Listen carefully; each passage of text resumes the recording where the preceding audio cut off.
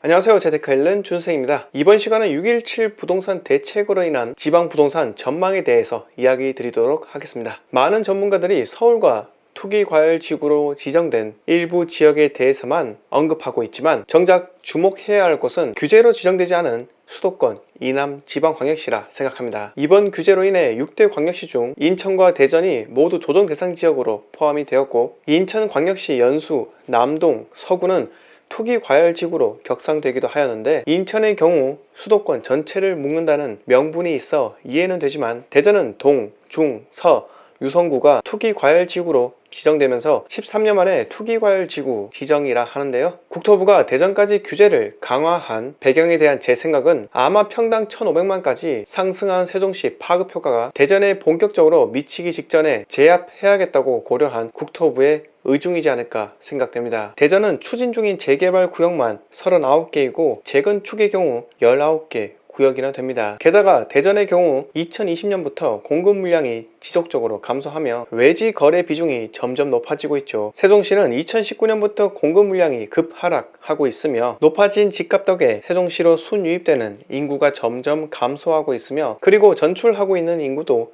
꾸준히 증가하고 있는 추세입니다. 한마디로 급격히 성장 추세였던 세종시는 이제 성장이 멈추고 있고 폭등한 집값을 견디다 못한 인구가 유출되는 현상을 겪고 있다 라고 추측이 되기도 합니다. 다시 대전으로 넘어가서 세종이라는 대외 변수가 점점 잠잠해지고 있고, 재개발, 재건축의 활발한 추진, 그리고 외지인들의 유입 증가로 인해 정부는 대전의 폭등장이 연출될 것을 두려워한 나머지 이번 조정 대상 지역과 투기과열지구로 지정한 것으로 생각됩니다. 그리고 투자 좀 한다는 사람들이 진입한 청주시까지 조정 대상 지역 포함, 이렇게 서울 전체와 수도권 그리고 충청도까지 포함된 규제도가 탄생하게 됩니다. 광주, 울산, 부산은 이번 규제에서 비켜나기도 했는데요. 물론 대구, 수성구는 그대로 투기과열지구이지만요. 광주광역시는 남구 봉선동만 보더라도 분위기가 많이 꺾인 지 오래라는 것을 잘 알 수 있고요. 대구의 경우 공급 물량이 2022년까지는 어느 정도 있기 때문에 국토부 관심 받기라 생각되고요. 부산도 역시 2022년까지 공급 물량이 높으며 외지인 거래 비중이 10%도 안 되는 이유, 그리고 내년도 부산시장 보궐선거가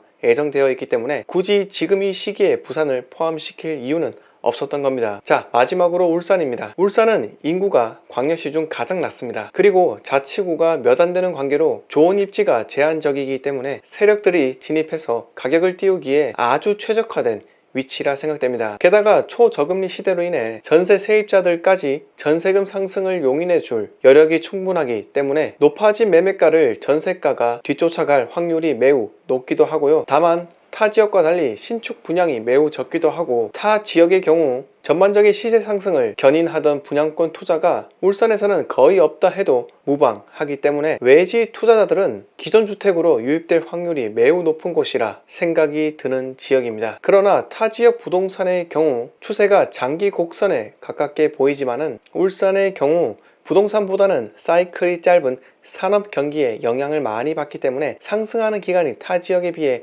짧은 편이라 늘 유념하셔야 한다는 겁니다. 울산은 중심지 신축 분양이 거의 없기 때문에 재개발 프리미엄이 상승하고 있는 중이라 해도 15년차 이상 구축들은 정고점 반도 도달하지 못했기 때문에 아직 대세 상승기라 부르기는 이른 시점이기도 합니다. 그러니 국토부 모니터링에 걸리기 위해서는 타 지역처럼 신축의 상승이 포착되어야 하는데, 울산은 포착될 신축이 거의 없다 해도 무방하기 때문에 아직은 안심이라 볼 수 있다는 겁니다. 그러나 초저금리 시대, 전월세 계약 갱신 청구권, 6.17 규제로 인해 오갈 때 잃은 자금이 비규제 지역으로 흘러 들어갈 것이 자명하기 때문에 현재 비규제 지역이라 할지라도 무조건적인 안심은 할 수 없다라는 것이 제 생각입니다. 마지막으로 현재는 기업들이 철수한 전북 군산시까지도 상승하고 있는 시기입니다. 한쪽을 묶어버리면 다른 한쪽이 부풀어 오르는 풍선 효과를 과연 6.17 대책을 통해 보완하였는지는 의문이긴 하지만, 세수 확대 목적으로 보이는 6.17 대책이 결국 거래량을 감소시키면서 소기 목적을 달성할 수 있는지 여부에 대해서 궁금하고요. 정작 세수 확대가 되지 않는다면 다시 규제를 완화시킬지 아닐지 정책의 일관성을 가져갈지도 참으로